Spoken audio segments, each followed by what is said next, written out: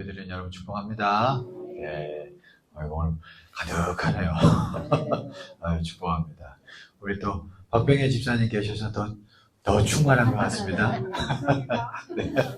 네. 네. 환영합니다. 오늘 이제 창세기 41장부터 45장 볼 텐데, 먼저 41장, 이제 요셉 얘기가 본격적으로 이제 시작됩니다. 이제 감옥에서 요셉이, 이제 드디어 바로를 만나게 되는 그런 내용이 나오고 있어요. 14절 한번 볼까요? 14절. 41장 14절. 보시면, 같이 한번 읽어볼까요? 시작. 이에 바로가 사람을 보내어 요셉을 부르매 그들이 급히 그를 옥에서 내놓은지라. 요셉이 곧 수염을 깎고 그의 옷을 갈아입고 바로에게 들어가니. 자, 이 2절, 9절 읽을 때 급히라는 단어가 참 마음에 들어왔습니다. 급히. 한순간에 지금 순식간에 확, 지금 상황이 확 바뀌어버리는 거예요. 그렇죠? 여러분, 요셉이 정말 고생 많았습니다. 형들한테 미움받고 종으로 팔리고 또 억울한 누명 써서 감옥살이하고 그렇게 정말로 오랜 시간 고생하다가 한순간에 지금 확 지금 인생이 바뀌는데 그거를 참 급히라는 단어로 지금 표현하고 있습니다. 지금 요셉을 왕이 급히 옥에서 이제 부르는 거예요. 그래서 급히 옥에서 내놓은지라 그렇게 얘기하고 있어요. 아주 순간적입니다, 여러분. 순간. 여러분, 이게 순간적이라는 게 성경적으로 아주 의미가 있습니다. 여러분, 하나님의 역사는 우리 인생 가운데서 순간적으로 임하는 줄 믿습니다. 여러분들이 아마 잘 생각해 보세요. 내가 예수 믿게 됐을 때를, 또 어떤 은혜를 받았을 때를, 또 하나님께서 어떤 나에게 도움을 주셨을 때를 가만히 보세요. 어떻게 보면은 막 그 문제를 놓고 막 뭔가 괴로워하고 힘들어하고 내 밑바닥까지 다 보이는 그런 과정 중에 어느 날 갑자기 순간적으로 와! 이런 일이 대부분이었을 겁니다. 여기 하나님의 역사는 순간적으로 임해요. 은혜의 역사도 순간적이고요. 우리의 도우심도 순간적으로 임합니다. 이게 아주 의미가 있습니다. 왜 어떤 의미가 있냐면 순간적으로 임한다라는 것. 이건요. 어떤 누구도 그래서 그 하나님 앞에서 인생 앞에서 교만할 수가 없어요. 인생이라는 게 순간적으로 어떻게 변화될지 모르기 때문에. 그래서 사람이 교만할 수가 없고 그리고 또 한편으로 내가 아무리 밑바닥에 있어도 하나님의 은혜에서 순간적으로 역사하실 것이 있기 때문에 또 한편으로는 소망이 깃들게 되는 줄 믿습니다.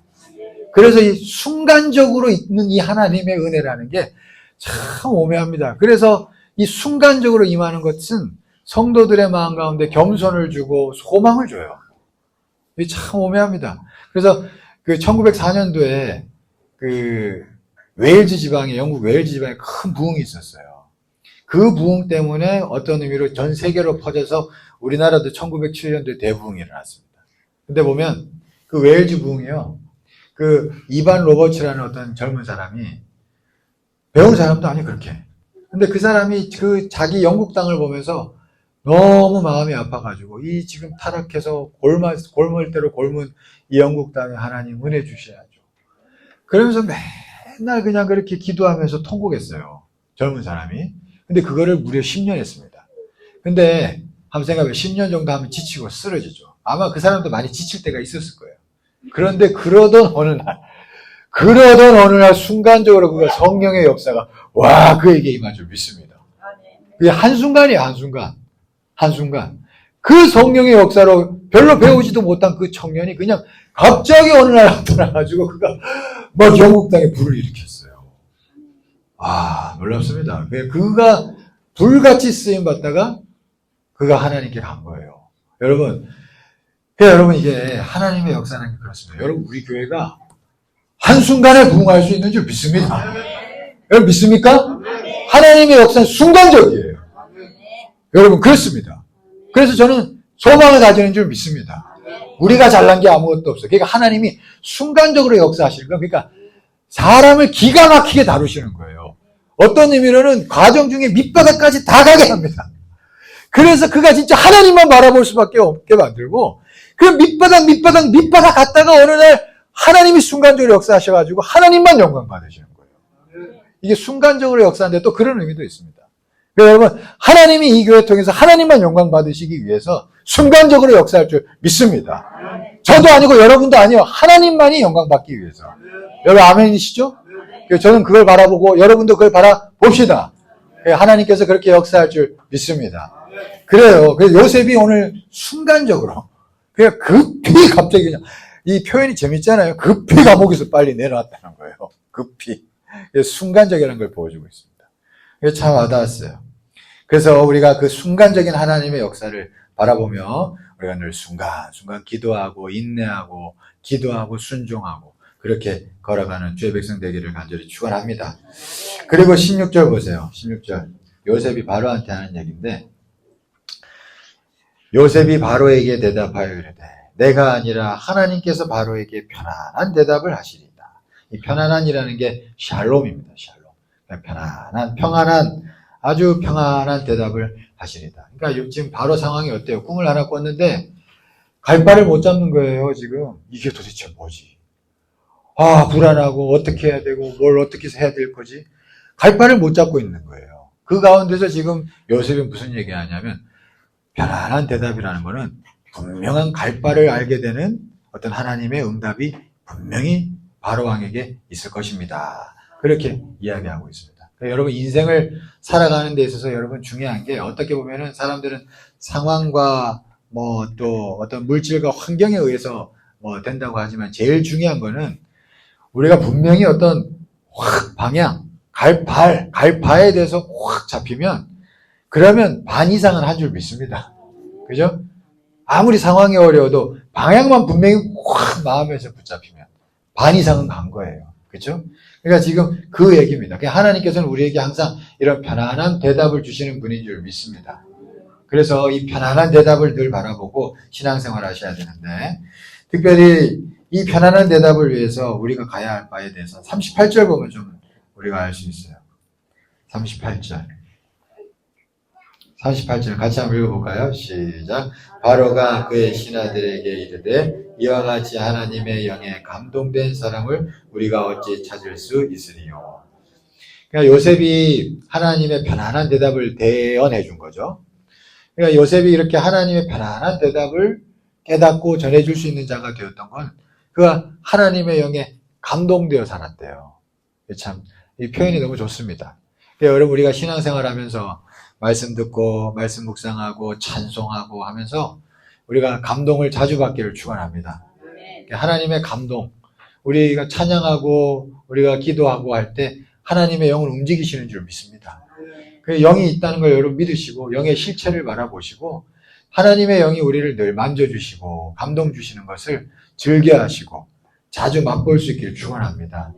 우리가 마음을 활짝 열면 돼요. 마음을 활짝 열고 하나님의 영이 움직이시지. 그걸 바라보면서 우리가 그 안에서 자꾸 기도하면서도 말씀 보면서도 그렇게 한다면 우리가 영이 우리를 막 이렇게 주물럭 해주시는 느낌을 얻게 될 줄 믿습니다. 저도 새벽에 이렇게 기도할 때 특별히 기도 제목 없을 때도 기도할 때 방언으로 막 기도할 때 좋은 거는 뭐냐 하면 뭔가 이렇게 뭔지는 몰라요. 뭔지는 모르겠지만 성령께서 내 마음을 이렇게 만져주는 것 같아요. 그런 느낌이 있을 때가 많습니다. 그게 감동인 줄 믿습니다. 그게 얼마나 좋아요. 그죠? 막 기도하면서 그러면서 우리가 나아가면 하나님 우리를 만져주시면 정말로 필요한 때에 하나님께서 편안한 대답, 그죠? 편안한 대답 우리에게 주실 줄 믿습니다. 우리가 그걸 바라보면서 신앙생활 하는 거예요. 그죠? 얼마나 좋아요. 우리가 오후 예배 때 우리 이렇게 찬양하고 우리 황민아 집사님 반주해서 얼마나 좋은지 모르겠네요. 감사합니다. 반주해 주시고 우리 기타 쳐 주시고 인도해 주시고 이게 찬양하면서 이렇게 영에 감동되려고 하면 이게 얼마나 좋습니까? 네, 우리 이렇게 늘 함께 감동되기를 축원합니다. 네, 그게 좋아요. 그렇게 함으로 우리는 편안한 대답을 얻어갈 수 있는 줄 믿습니다. 자, 그리고요, 이제 41장에 그런 내용들이 이제 쭉 나오고 요셉이 이제 총리가 됩니다. 읽어보셔야 돼요. 주중에. 네. 그 다음에 42장으로 넘어가면 이제 42장 1절 2절 한번 읽어보겠습니다. 42장 1절 2절 같이 한번 읽어보겠습니다. 시작. 그때 야곱이 애굽에 곡식이 있음을 보고 아들들에게 이르되 너희는 어찌하여 서로 바라보고만 있느냐.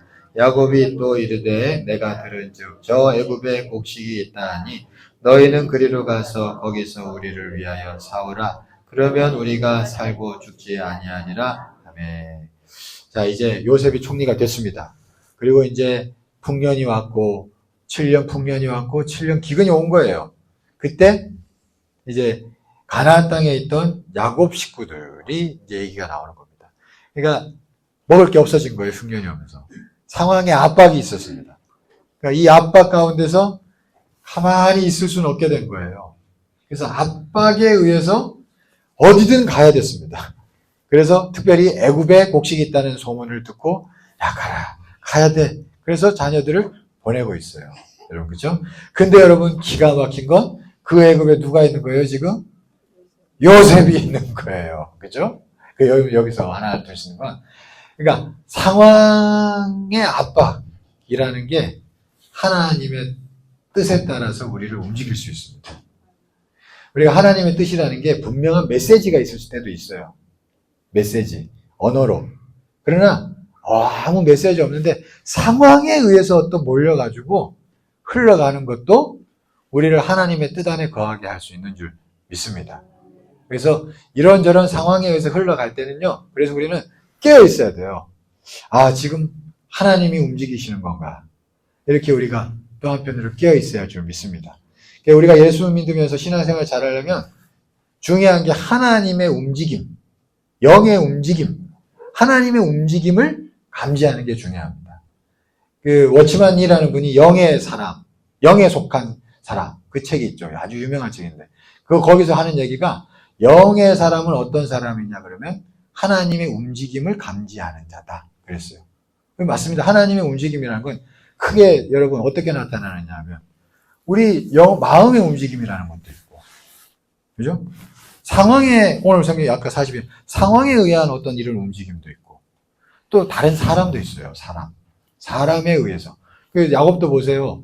삼촌 라반 집에 있다가 어느 날 시간이 20년 흘렀을 때 라반의 안색이 바뀌었다 그러잖아요. 그죠? 안색이 바뀌었다. 그러니까 그때가 갈 때가 된 거예요. 그죠? 그것도 감지하는 거예요. 안색이 바뀌었네? 그리고 하나님 꿈도 꾸고. 그러잖아요. 그러니까 움직임을 느끼고 살아갔다는 걸 알 수가 있습니다. 이게 영의 사람이죠. 저와 여러분들은 다 안에 성령이 내주하시기 때문에 은혜 안에서 감지할 수 있는 줄 믿습니다. 내가 하는 게 아니에요. 내 안에 계신 성령께서 하시는 거지.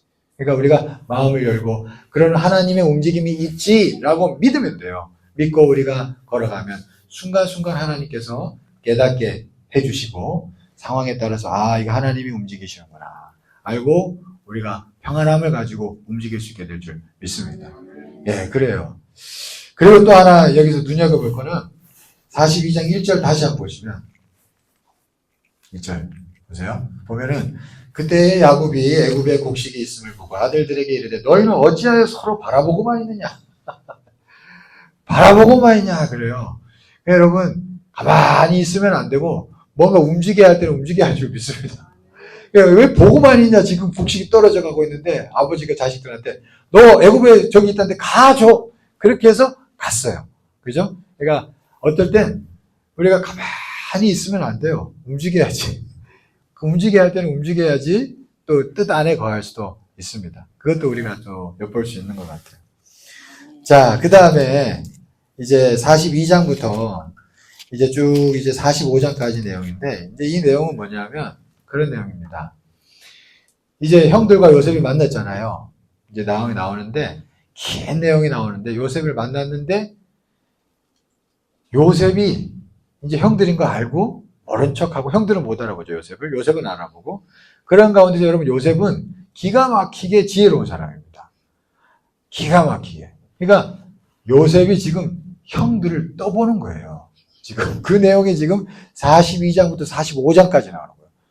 이게 여러분 여기서 하나님의 어떤 모습들을 우리가 좀 보면 좋겠어요. 그러니까 요셉은 지금 지혜로 지금 형들을 떠보는 거예요. 근데 여러분 이게 지금 이들이 처한 상황은 요셉 말고 이 형들과 지금 야곱은 전혀 모르는 상황이잖아요. 그러니까 이들에게는 이게 상황이 어떤 상황이에요? 엄청나게 해로운 상황인 거예요. 지금 이 상황이. 전혀 모르는 상황이니까. 자식들 야곱 입장에서는 다 잃게 생겼고 지금 뭐 완전 어떤 의미로는 그 집안이 망하게 되는 상황이 됩니다. 지금 우리가 지금 이 얘기를 다 알고 보니까 지금 아무 생각이 없는 거지, 지금 야곱과 그 형제들 입장에서는 요셉인 줄 모르잖아요. 그러니까 완전 어떻게 보면 집안이 폭삭 망할 위기에 처한 거예요, 지금. 아주 해로운 상황입니다. 42장 36절 한번 볼까요? 42장 36절. 같이 한번 읽어보겠습니다. 시작. 그들의 아버지 야곱이 그들에게 이르되 너희가 나에게 내 자식들을 잃게 하도다. 요셉도 없어졌고 시므온도 없어졌거늘 베냐민을 또 빼앗아 갖고자 하나 이는 다 나를 해롭게 하미로다. 야곱이 지금 고백을 해롭다는 거죠. 이 진정한 고백입니다. 지금 이들 가정에서 이건 엄청나게 지금 해로운 상황인 거예요. 그죠? 해로운 상황인 거예요. 그러니까 이때 요셉을 하나님이라고 생각해서 보세요. 지혜가 엄청 많아요. 그러니까 이들을 결국에는 어떻게 해주려고 그래요? 요셉은 잘 되게 해주려는 거야. 그죠? 요셉은 이 사람들을 망하게 할 생각 쥐것만큼도 없는 거예요. 그런데 이 형들이 어떤 사람인지 알잖아요. 요셉은 또 한편으로. 그러니까 형들을 떠보는 거예요, 지금. 이 사람들이 그동안 어떻게 변했나? 어떻나? 싶어서 한번 떠보는 거지. 기가 막힌 지혜로. 그게 지금 내용이 막 엎치락뒤치락 계속 나오는 거예요. 여러분. 그죠? 그 내용이 나오는 겁니다. 그렇게 떠보고. 근데 이게 참, 떠보는 내용 가운데 어떤 내용들이 나오냐면, 42장 21절에서 23절 한번 볼까요? 한번 같이 한번 읽어보겠습니다. 시작. 그들이 서로 말하되 우리가 아우의 일로 말미암아 범죄하였도다. 그가 우리에게 걸할 때에 그 마음의 괴로움을 보고도 듣지 아니하였으므로 이 괴로움이 우리에게 임하도다. 르우벤이 그들에게 대답하여 이르되 내가 너희에게 그 아이에 대하여 죄를 짓지 말라고 하지 아니하였더냐. 그래도 너희가 듣지 아니하였느니라. 그러므로 그의 핏값을 치르게 되었도다 하니 그들 사이에 통역을 세웠으므로 그들은 요셉이 듣는 줄을 알지 못하였더라. 지금 자기들이 참 생각지도 않게 자기들이 요셉한테 범했던 죄를 스스로 고백하고 있어요. 여러분, 그쵸? 참 성경 오묘합니다. 그런 어떤 이런 걸 드러내고 있어요. 여러분, 하나님의 섭리 가운데서요, 하나님은 분명히 우리에게 복을 주시는 분인 줄 믿습니다. 잘 되게 하시는 분인 줄 믿습니다. 다 보고 결과를 정하고 우리를 보고 계신 거예요. 그죠? 다 하시면서.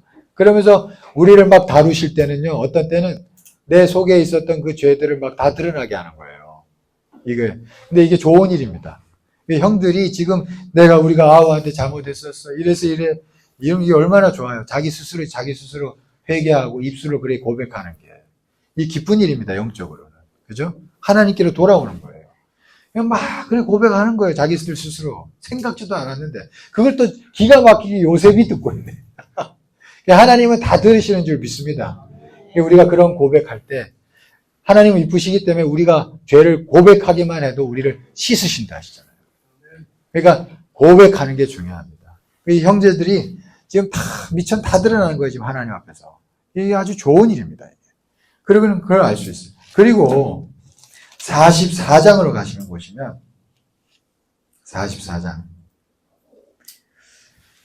이제 이게 동생 베냐민을 뺏기 위해서 뺏으려고 하는 줄 알고 이제 은잔을 넣었다가 또 왜 너 도둑질했냐 그러면서 이제 요셉이 또 이제 막 그래서 베냐민 내놔 이제 막 그런 내용이 나오잖아요. 그때 보시면 44장에 유다가 나옵니다. 유다가 나오는데 다 보기는 많고 양이 44장 33절 34절 보겠습니다. 같이 한번 읽어보겠습니다. 시작. 이에 주의 종으로 그 아이를 대신하여 머물러 있어 내 주의 종이 되게 하시고 그 아이는 그의 형제들과 함께 올려 보내소서.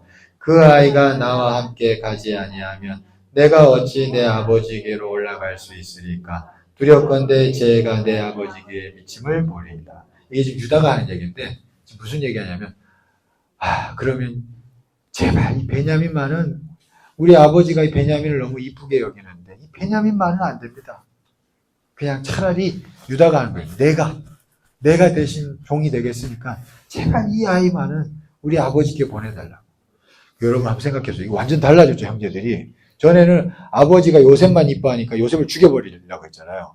근데 아버지가 베냐민만 계속 이뻐했는데 이번에는 어떻게 베냐민 그래 잘됐다 너는 죽어라 그러는 게 아니라 베냐민이 아닙니다. 내가 여기 있을게요. 이러잖아요. 그 형제들이 시간이 오래 지나면서 변화된 거예요. 변화된 게 있습니다, 얘들이. 또 유다는 저번에 잠깐 내용 봤지만 형제들을 잠깐 떠났다가 막 자기 자식들도 이상하게 죽고 막 풍비박산 나는 걸 경험했었잖아요. 이런저런 경험을 하면서 이게 가고 닦아지면서 주 은혜 안에서 점점 더 좋아진 거예요. 그죠? 여러분 예수 믿는 자들은 분명히 조금씩 좋아지는 줄 믿습니다. 좋아진 거예요. 그런 순간에 그러니까 여러분 이 요셉의 흔들림이라는 게 죄도 드러나게 하지만요. 지금 너의 수준이 어느 만큼 올라와 있니? 라는 것도 보게 하는 거예요. 그 유다의 모습이 지금 이런 걸 드러냅니다. 좀 더 좋아진 거예요. 그게 드러났어요. 그러니까 여러분 어떤 일이 벌어지느냐.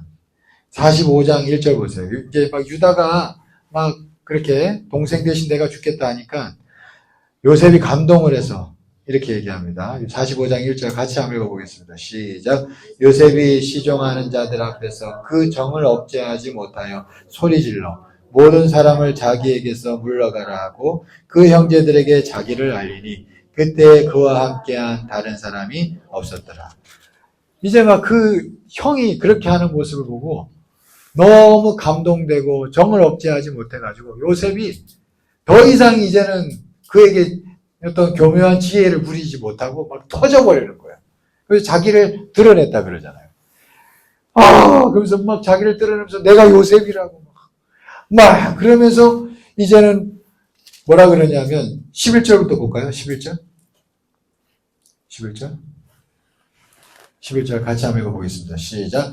흉년이 아직 5해가 있으니 내가 거기서 아버지를 공양하리이다. 아버지와 아버지의 가족과 아버지께 속한 모든 사람에게 부족함이 없도록 하겠나이다 하더라 하고 전하소서.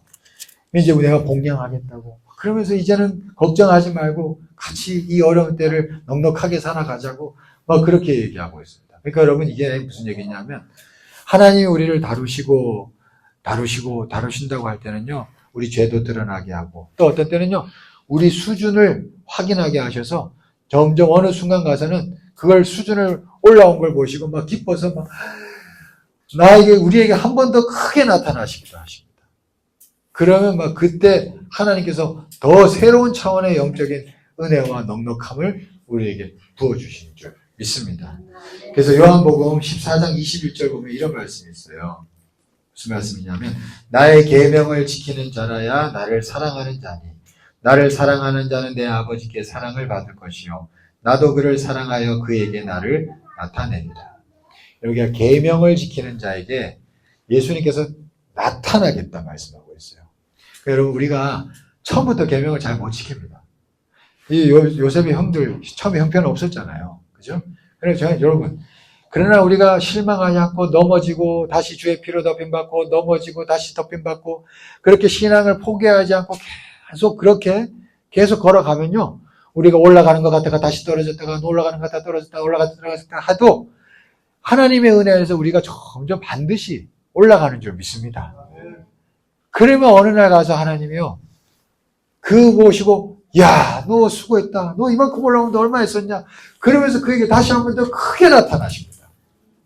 그런 게 있는 줄 믿습니다. 예수 믿는 자들이요. 이런 걸 잘 몰라요, 요즘에. 그냥 한때 은혜 받고 그냥 여기서 살다가 편안하게 살다가 죽지. 이것만 그래요. 그게 아니에요. 반드시 이렇게 기복이 있지만 이렇게 가다가 오늘 한 번 더 하나님이 나타나시는 게 있는 줄 믿습니다. 여러분 그게 우리를 진짜 천국 이 땅에서 살지만 천국처럼 살게 하고 넉넉하게 살게 하고 우리 영혼이 물질로 넉넉한 게 아니라 내 영혼이 넉넉하게 살게 하고 그래서 이 땅을 이기게 하시고 승리케 하시는 그 은혜가 있는 줄 믿습니다. 우리가 그래서 우리 인생 가운데서 정말로 한 번 더 주께서 나타나시는 은혜가 있는 줄 믿습니다. 우리가 그것을 바라보면서 우리가 또 신앙생활 꿋꿋이 걸어가면 반드시 우리에게 내가 한때 받았던 은혜보다 더 큰 은혜, 더 새롭게 나타나시는 은혜, 그것을 바라보면서 걸어가면 그것을 우리에게 나타내실 줄 믿습니다. 저와 여러분들이 함께 신앙생활하면서 그 은혜를 경험할 줄 믿습니다. 그러길 간절히 축원합니다. 예, 아무튼 그런 내용들 있습니다. 그래서 이 창세기 41장에서 45장 내용 또 직접 집에 가서 한 장씩 읽어보시면, 하루에 한 장씩 읽어보시면 이번 주에 또 각자에게 구절마다 또 제가 얘기하지 않는 내용들 가운데서 여러분들에게 부딪혀오는 구절들이 있어요. 그래서 그 구절을 붙잡고 또 이겨나가고 승리하는 한 주간 되기를 간절히 축원합니다. 예, 기도하겠습니다. 하나님 감사합니다. 하나님, 오늘 또 우리 창세기 41장부터 45장 요셉의 이야기를 또 훑어보았습니다. 하나님, 우리가 이 요셉의 이야기를 통해서 각자에게 오는 말씀들이 있다면 그 말씀 붙잡고 이기게 하시고 승리케 하시고 더욱더 주님을 바라보며 달려갈 수 있도록 인도하여 주시옵소서. 하나님, 은혜 안에서 우리가 진실로 어떤 다루심 안에서도 잘 이겨나가고 은혜 안에서 승리케 하시사 주께서 우리에게 또다시 나타나시는 은혜를 경험하는 주의 백성들 되게 하여 주시옵소서. 우리를 그렇게 이끌어 가실 줄 믿사오며 예수 그리스도 이름으로 기도드리옵나이다. 아멘.